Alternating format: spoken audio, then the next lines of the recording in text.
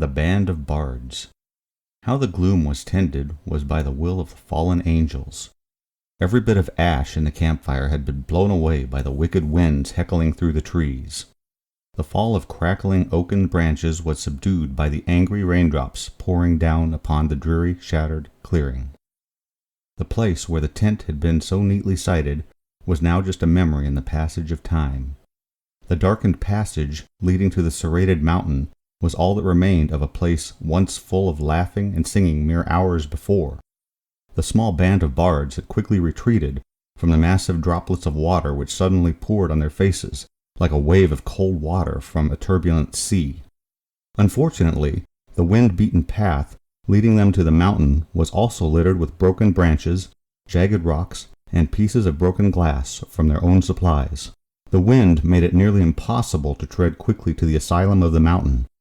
Some had fallen into the mud from disorientation of the water and wind on their faces.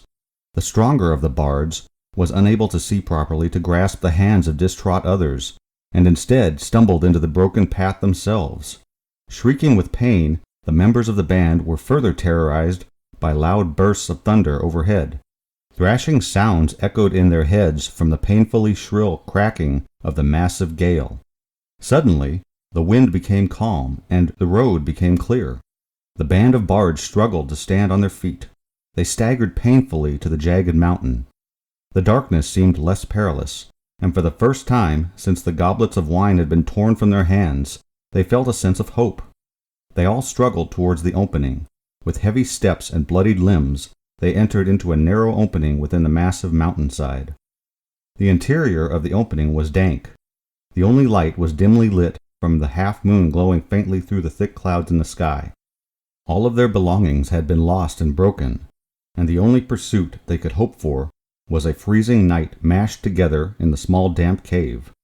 With no blankets or fire, they huddled together and chattered tearfully. One of the bards pulled a small harmonica from his pocket and played softly. The dank air lightened, and the band of bards slowly drifted to sleep.